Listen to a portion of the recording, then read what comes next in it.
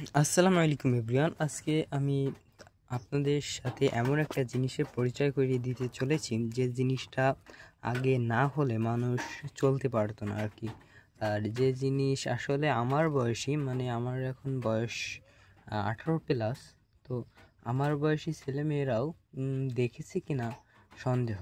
আর এটা আমার দেখার সৌভাগ্য হয়েছে, কারণ আমার আব্বুর একটা পুরাতন দোকান ছিল, সেই দোকানে আমি এইগুলো পেয়েছিলাম। যাই হোক, এগুলো আগের জেনারেশনের মানুষগুলো এইগুলো ব্যবহার করেছে, কিন্তু এই জেনারেশনের মানুষগুলো মানে এই যে 21 বছর থেকে এখন পর্যন্ত, যাদের বয়স 21 বছর, তারা এইগুলো হয়তো 1 থেকে 2 অঙ্ক বইতে দেখে থাকবে। এগুলো হলো গিয়ে আগেরকার সময়ে প্রচলন ছিল এই টাকাগুলোর। সে টাকা অবশ্য কিছুদিন আগেও এই যে 50 পয়সার প্রচলন ছিল। 50 পয়সা দিয়ে আমি অনেক কিছু কিনেছি, তবে এই যে 25 পয়সা, এটার ব্যবহার আমি কোনোদিন করতে পারি নাই। ঠিক আছে, এই 25 পয়সার ব্যবহার আমি কোনোদিন করতে পারি নাই।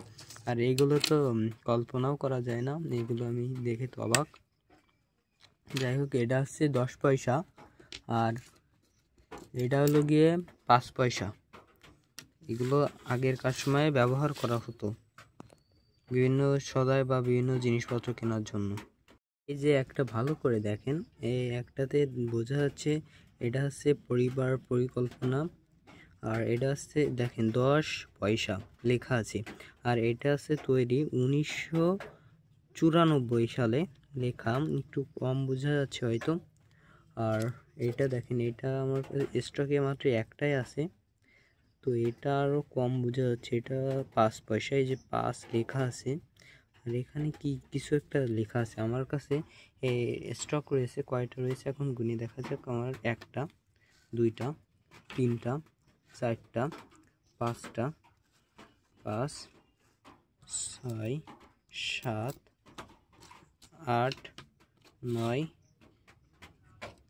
10 11 12 12 12 13 14 15 16 17টা।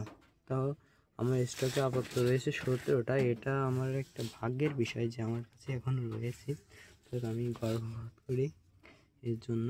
অনেকের কাছে হয়তো এটা নেই, আর যদি থেকেও থাকে আমাকে বলবেন, আমি অবশ্যই সেটা যে কোনো মূল্যের বিনিময়ে সংগ্রহ করার চেষ্টা করব, কারণ আমি পুরাতন জিনিস সংগ্রহ করতে পছন্দ করি। যাই হোক, আল্লাহ হাফেজ, ভালো থাকবেন সবাই।